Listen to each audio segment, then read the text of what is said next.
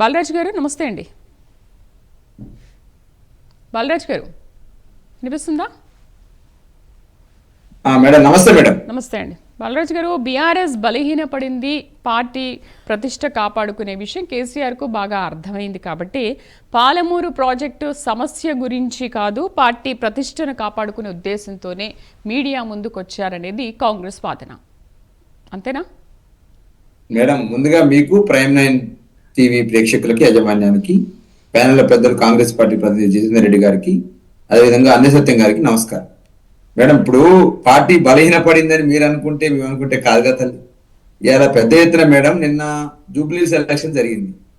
ప్రతిపక్షం అధికార పార్టీ అనుకుంటుంది, మీరు నేను కాదు అనుకోండి. ఇప్పుడు మనం డిస్కషన్ లో కూడా ఇలా ప్రత్యామ్నాయం ఎవరైనా తేల్చిర్రు, ప్రతిపక్షం ఎవరైనా తేల్చిర్రు జూబ్లీస్ లో. అదేవిధంగా గ్రామ పంచాయతీ ఎలక్షన్స్ లో 1,80,00,000 ఓటర్లు పాల్గొన్నారమ్మా. 12,000 గ్రామాల్లో ఓటింగ్ జరిగింది. సుమారు 1,15,000 వార్డు మెంబర్లో ఓటింగ్ జరిగింది. జరిగినప్పుడు సుమారు 4,000 పంచాయతీలు బీఆర్ఎస్ పార్టీకి వచ్చినాయంటే ప్రతిపక్షం ఎవరైనా తేల్చిర్రు ప్రజలు, రేపు ప్రత్యామ్నాయం ఎవరైనా తేల్చిర్రు ప్రజలు, తెలంగాణ ప్రజలు బీఆర్ఎస్ అని తేల్చారు. కాబట్టి కాంగ్రెస్ పార్టీ ఏదైతే మాట్లాడుతున్న మాటలేదందో అవాస్తవాలని చెప్పేసి ఇలా ప్రమేయం ద్వారా చెప్తా ఉన్నాం. ఇలా కావేరీ జలాల వివాదం ఉంది కర్ణాటక తమిళనాడు మధ్యన. ఎన్ని సంవత్సరాల కింద ఏర్పడే కర్ణాటక రాష్ట్రం, కేరళ తమిళనాడు రాష్ట్రం చాలా సంవత్సరాల కింద ఏర్పడ్డది. కావేరీ జలాల వివాదం ఉంది కదా.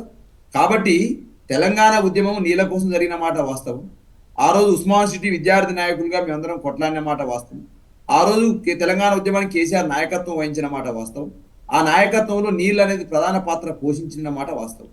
తనంతరం తెలంగాణ వచ్చిన తర్వాతకి ఒక్కొక్కటిగా అటు కాళేశ్వరం పేరుతోటి, ఇటు పాలమూరు రంగారెడ్డి ఎత్తిపోతల లిఫ్ట్ ఇరిగేషన్ స్కీమ్ పేరుతోటి ఒక ప్రయత్నాన్ని కేసీఆర్ గారు 2015లో ప్రారంభించారు. పాలమూరు రంగారెడ్డి ఎత్తిపోతల పథకాన్ని 2015లో ప్రారంభించినటువంటి ఈ పథకం యొక్క కొంత పాత్రను 2023 సెప్టెంబర్లో దీన్ని ప్రారంభింపజేసింది కేసీఆర్ గారు. ఏదైతే నార్లాపూర్ పంప్ హౌస్ ఏదైతే ఉందో, ఈ విధంగా కొంత పనులనేవి ఆ రోజు 90 టీఎంసీలు మేము వాడుకోవాలనేటువంటి ఆలోచన విధానం. ఎందుకంటే కృష్ణా జలాల్లో ఏదైతే గోదావరి జలాల్లో 45 టీఎంసీల వాటాను ఆంధ్రప్రదేశ్ వాడుకుంటుంది కాబట్టి దానికి ప్రత్యామ్నాయంగా మనకు 45 టీఎంసీలు ఎక్స్ట్రా ఇక్కడ కృష్ణాలో వాడుకునేటట్టు 45 టీఎంసీలు మైనర్ ఇరిగేషన్ కోసం అని చెప్పేసి 90 టీఎంసీల నీళ్లను మన పాలమూరు రంగారెడ్డి ఎత్తిపోతలకు ఉపయోగించుకోవాలని ప్రయత్నం చేసింది. కానీ ఈరోజు 45 టీఎంసీలకే ఇప్పుడున్నటువంటి కాంగ్రెస్ ప్రభుత్వము డిపిఆర్ని ఆమోదింపజేసుకునేటువంటి ప్రయత్నం ఏది జరుగుతుందో దాన్ని బీఆర్ఎస్ పార్టీ వ్యతిరేకిస్తుంది. మొదటి పాయింట్. ఈ విధంగా 45 టీఎంసీలకే డిపిఆర్ ఆమోదింపజేసుకోవడం వల్ల తెలంగాణ ప్రాంతంలో ఉన్నటువంటి మహబూబ్నగర్ కావచ్చు, ఏదైతే పాలమూరు రంగారెడ్డి ఎత్తిపోతలకు సంబంధించినటువంటి ఈ స్కీమ్, ఈ యొక్క లిఫ్ట్ ఇరిగేషన్ స్కీము 19 నియోజకవర్గాలకు, 3 జిల్లాలకు, ఒకటి రంగారెడ్డి, ఒకటి మహబూబ్నగర్, ఒకటి నల్గొండ, ఏదైతే నార్లాపూర్ వద్ద మొదలైనటువంటి Palamuru Rangareddy lift irrigation scheme Yedula కావచ్చు, ఒట్టెం కావచ్చు, ఉద్దండపూర్ కావచ్చు, కేపీ లక్షదేవపల్లి కావచ్చు, అదేవిధంగా ఏదుల నుంచి మనకు డిండికి మొదలైతే డిండి కింద ఉన్నటువంటి కిష్టరాంపల్లి కావచ్చు, శివన్నగూడెం కావచ్చు, అదేవిధంగా ముద్విన్ కావచ్చు, ఇంకా 5 రిజర్వాయర్లు ఈ డిండి కింద ఉంటవి.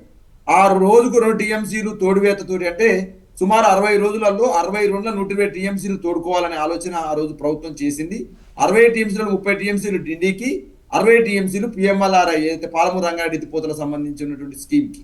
ఈ విధంగా మేము డివైడ్ చేసుకొని 2015లో మళ్ళీ దీన్ని పునఃప్రారంభింపజేసుకొని 2023లో మేము ప్రారంభించాం దీన్ని. ఒట్టెంప ఏదైతే నార్లాపూర్ పంప్ హౌస్ ని కేసీఆర్ గారు ప్రారంభించారు. వీళ్ళేం మాట్లాడుతున్నారు ఇలా అబద్ధాలకి. రేవంత్ రెడ్డి గారు, ముఖ్యమంత్రి గారు ప్రెస్ మీట్ పెట్టి ఏదో 2023 ఏప్రిల్లోనే డిపిఆర్ రద్దయిందని చెప్పేసి మాట్లాడినారు. 2023 ఏప్రిల్లో డిపిఆర్ రద్దయితే 2023 సెప్టెంబర్లో కేసీఆర్ గారు ఎట్లా పంప్ హౌస్ ని ఓపెన్ చేస్తారు, ఎట్లా నీళ్లను విడుదల చేస్తారు అనే అంశాన్ని స్పష్టంగా ప్రైమ్ 9 టీవీ ద్వారా చెప్తా ఉన్నాను. వాస్తవంగా జరిగింది ఏంది, 45 టీఎంసీల కోసం ఏదైతే ఆ రోజు 2023 ఏప్రిల్లో ఇప్పుడు డిపిఆర్ రద్దు చేస్తామని కేంద్ర ప్రభుత్వం అనగానే అప్పుడున్నటువంటి ఇరిగేషన్ శాఖ ముఖ్య కార్యదర్శిగా ఉన్నటువంటి రజత్ కుమార్ గారిని కేంద్ర ప్రభుత్వంతో సంప్రదింపులు జరుపుకొని సుమారు ఒక ఏంది మామూలుగా అటవీ పర్యావరణ సంబంధిత అనుమతి తప్ప 6-7 అనుమతులు ఆ రోజు తీసుకోవడం జరిగింది. ప్లస్ కార్యక్రమాన్ని ముగింపు ఆపకుండా దాన్ని అట్టే కంటిన్యూషన్ చేసి 23 సెప్టెంబర్లో మేము ప్రారంభించినాం పంప్ హౌస్ సంబంధించి నార్లాపూర్ పంప్ హౌస్ ని. ఈ విధంగా అబద్ధాలని ముఖ్యమంత్రిగా ఉన్నటువంటి రేవంత్ రెడ్డి గారు 2 సంవత్సరాల కాలంలో ఇప్పుడు మేము బాగా చేయలేదు కాబట్టి మీకు అప్పచెప్పినారు. మీరు ఏం చేసినో చెప్పండి. ఏమైనా ఈ పోయి పిఎంఎల్ఆర్ఐలో ఏమన్నా బాలరాజ్ గారు మట్టి సరే మీరు చెప్తున్నారు ఇన్ని పర్మిషన్లు తీసుకున్నాము, ఇన్ని కంప్లీట్ చేసాము, ఇన్ని టీఎంసీలు తీసుకొచ్చామని మాట్లాడుతున్నారు. ఇన్ని తీసుకొచ్చినప్పటికీ కూడా ఈ 10 ఏళ్లలో అసలు నీటి సమస్య అనేది ఎందుకు తీరలేదు? ఇంకా తెరపైన ఎందుకు ఉంది? అది ఎందుకు పదే పదే దాని గురించి మాట్లాడుతున్నారు? మరి నేనేమంటే మేడం గారు, ఇలా తెలంగాణ సమాజం మొత్తం కూడా పాలమూరు రంగారెడ్డి సంబంధించి కావచ్చు, నల్గొండ కావచ్చు, గతంలో ఫ్లోరైడ్ సంబంధించినటువంటి ఇబ్బందులు మీరు చూడండి కాదు. అదేవిధంగా రంగారెడ్డిలో నీటి కష్టాలు మీకు తెలవంది కాదు. పాలమూరు జిల్లాలో వలసల సంగతి మీకు తెలవంది కాదు. మేము వచ్చిన తర్వాతకి ఒక్కొక్కటిగా ఒకవైపు కాళేశ్వరం, ఒకవైపు పాలమూరు రంగారెడ్డితో పాటుగా గతంలో 1985లో ప్రారంభమైనటువంటి కొన్ని ప్రాజెక్టులు ఏదైతే మనకు ఉన్నటువంటి కోయిల్ సాగర్ కావచ్చు, భీమా కావచ్చు, నెట్టెంపాడు కావచ్చు, ఇవన్నీ అయితే కలవకుర్తి కావచ్చు, ఇవన్నీ ఎప్పుడో ప్రారంభమైన అమ్మ. వాస్తవంగా ఎప్పుడో పెండింగ్ ప్రాజెక్టులు ఇవన్నీ కూడా వీటిని ఏం చేసినాం, రన్నింగ్ ప్రాజెక్ట్ గా మార్చినాం. ఏదైతే కలవకుర్తి ఎత్తిపోతల పథకం ఏదైతే ఉందో 1984లో ప్రారంభమైందమ్మ ఇది. కానీ ఇది ఎప్పుడు పూర్తయింది? 2016లో పూర్తి చేసిన కేసీఆర్ గారి నాయకత్వంలో. దీని ద్వారా కొత్తగా ఆయకట్టు ఎంత వచ్చింది? 3,07,000 ఎకరాలు కొత్తగా ఆయకట్టు వచ్చిందన్నమాట వాస్తవం. అదేవిధంగా నెట్టెంపాడు సంబంధించి ఇది 1991లో ప్రారంభమైంది. ఎప్పుడు పూర్తయిందమ్మా ఇది? 2016లో పూర్తయింది. అదేవిధంగా సాగులోకి ఎంత వచ్చింది ఇది ఆయకట్టు? అంటే ప్రాజెక్టులన్నీ కూడా మీ ప్రభుత్వ హయాంలో వచ్చిన తర్వాతే కంప్లీట్ అయ్యాయి. అసలు అంతవరకు ఉన్న ప్రభుత్వాలు ఎవరు ఏమి కంప్లీట్ చేయలేదు. నేనేమంటే వాళ్ళు ప్రారంభాలు మాత్రమే చేసినారు. వాటి పెండింగ్ ప్రాజెక్టులు మాత్రం కొబ్బరికాయలు కొట్టినారు. ఒక సందర్భంలో కేసీఆర్ గారు నిన్న మాట్లాడుతూ చెప్పినారు, వారు పెట్టినటువంటి ఏదైతే ఈ యొక్క ప్రారంభాలు, ఆ ప్రారంభాలకు వేసినటువంటి పునాది రాళ్ళు ఉన్నాయో, ఆ పునాది రాళ్ళు కడితే మహబూబ్నగర్ జిల్లాలో ఒక చెక్ డ్యామ్లు అయితే అని చెప్పేసి ఒక విమర్శ కూడా ఆ రోజు కేసీఆర్ గారు తెలంగాణ ఉద్యమ సమయంలో చేసిన సందర్భాన్ని గుర్తు చేస్తా ఉన్నాను నేను. ఇవాళ నెట్టెంపాడు కావచ్చు, కలవకుర్తి కావచ్చు, భీమా కావచ్చు, కోయిల సాగర్ కావచ్చు, ఇవన్నీ కూడా పెండింగ్ ప్రాజెక్టుగా మీరు పెట్టిపోతే అటు రన్నింగ్ ప్రాజెక్టుగా చేసి సుమారు 6,50,000 పైచిలుకు ఎకరాలటువంటి భూమికి ఆ సాగునీరు ఇచ్చినటువంటి వాస్తవానికి ఇలా ప్రైమ్ గుర్తు చేస్తా ఉన్నా.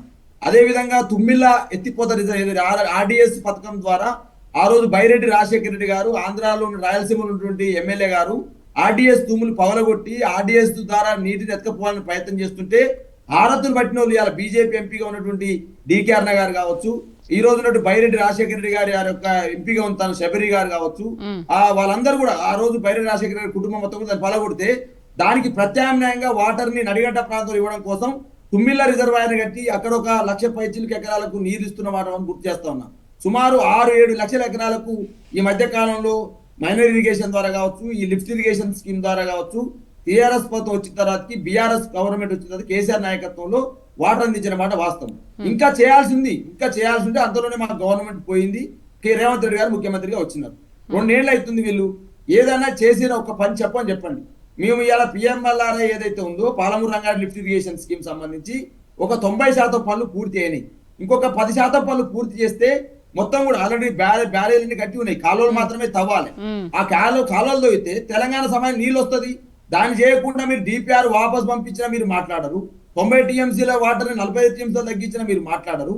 ఇలా మీరు ఎందుకు ఏం చేస్తున్నారు అనే అంశం మీద కేసీఆర్ గారు ఓ మాజీ ముఖ్యమంత్రిగా, తెలంగాణ ఉద్యమ నాయకుడిగా నిన్న పార్టీ కార్యకర్తలకు, పార్టీ నాయకత్వానికి ఒక సమావేశం పెట్టి ఈ విధంగా నీటి వాటర్లు అన్యాయం జరుగుతూ ఉంది కాబట్టి రంగారెడ్డికి, మహబూబ్నగర్కు, నల్గొండకు అన్యాయం జరుగుతూ ఉంది కాబట్టి ఈ అంశం మీద మనం మాట్లాడాల్సిన అవసరం ఉంది.